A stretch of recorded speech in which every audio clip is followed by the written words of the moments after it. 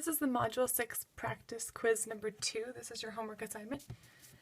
So remember, you're supposed to show all of your work and simplify all your answers to receive credit. No work equals no credit. Each question is worth 2 points.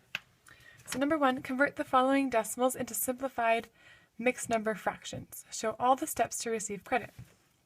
So we have 0.132 repeating, and notice only the 32 is repeating, so you can kind of look down like that. So we're going to set that equal to A. A is 0.132 repeating. We need to get rid of this repeating decimal if we're going to be able to turn this into a fraction. So in order to do that, I'm going to have to set up some equation. That's why I gave this the letter A, so I have something to work with. If I were to multiply it by, let's say I want to get the decimal over here, so that I'm still going to have some 3 2's repeating afterwards. I'd multiply both sides by 1,000.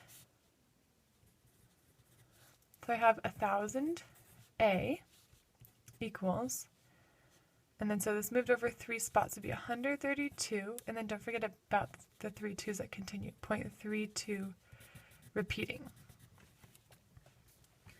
Now we're doing this to get the 0.32 repeating isolated after the decimal, and we want to get another number like that so we can subtract that out. So if I can get this to be 1.32 repeating, these would line up perfectly for these repeating decimals to go away.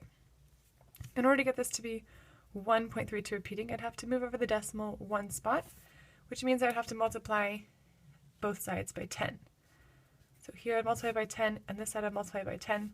So on this side I get 10A equals 1.32 repeating.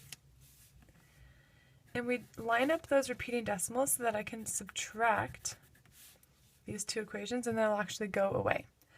So I have 1,000A minus 10A, that's 990A, equals 132.32 repeating minus 1.32 repeating. So these two actually cancel each other out, and we're left with 132 minus 1, which is 131. We want to get A alone to convert this into a fraction, so we divide by 990,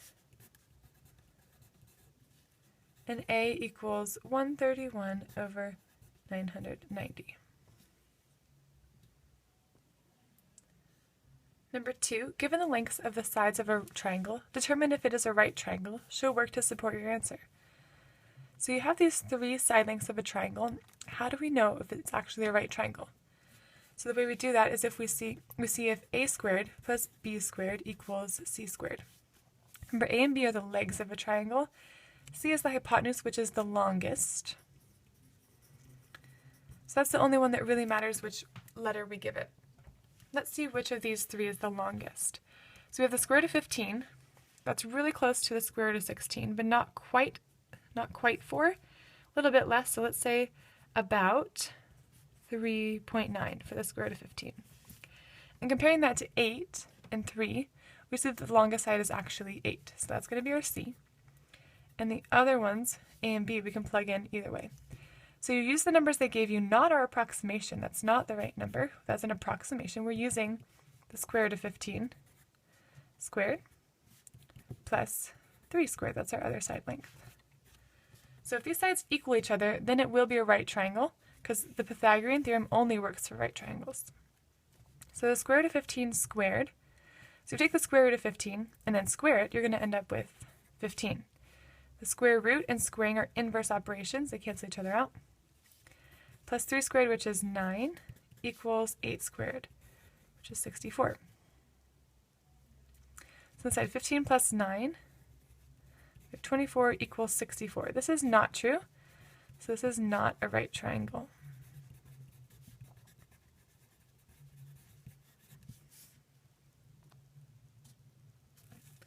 Number 3, convert the following decimals into simplified mixed number fractions. Show all the steps to receive credit. So I have 1.72 repeating. I'm going to set this equal to A, so I have something to work with. I'm going to create an equation.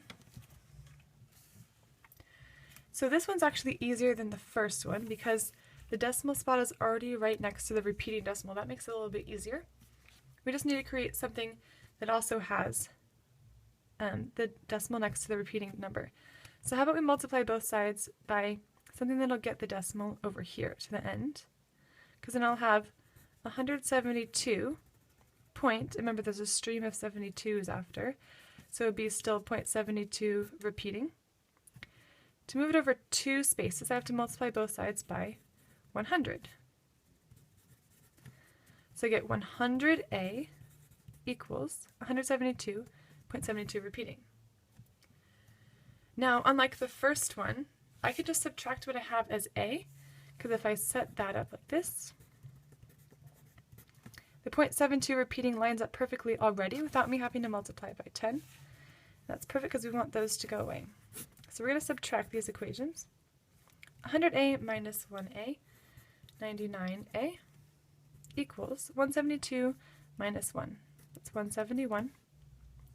To get a alone, I'm going to divide out 99 to both sides. A equals 171 over 99. Now if we look at the directions again, they want a mixed number fraction. So 99 goes into 171 one time. And to figure out how much is left over, you're going to do 171 minus 99. 18 minus 9 is 9. So that's 92 left over out of 99. And there's our fraction. For the next section, we're told to simplify the following expressions. And I'm sorry about the cramped space. I'm going to start doing some problems on a different paper underneath the question. So we have the square root of 2100 times x to the 8th. So some people can work like that. I'm going to show you one way to do it, but there are multiple ways to do this. I like to split up the number and the variable just so we don't get confused. And then with 2100, I want to think of factors that actually have a square root. So I know 100 is a factor of 2100, so 100 times 21. Square root of 100 is 10. That comes outside the radical because that is a square root. Square root of 21, the factors are 3 and 27. Neither of those have a square root, so that could stay under the radical. And then with x, the square root of x to the 8th, so I could write that all out. I could write it as the square root of x to the 4th times x to the 4th. And the square root is asking you what times itself is x to the 8th? Well, x 4th times itself is x to the 8th. So that is your square root. And that comes out of the radical. Notice there's no more radical sign because we actually took the square root. And to write this properly, we just do 10 x to the 4th because those are both outside of the radical. And then whatever's left inside.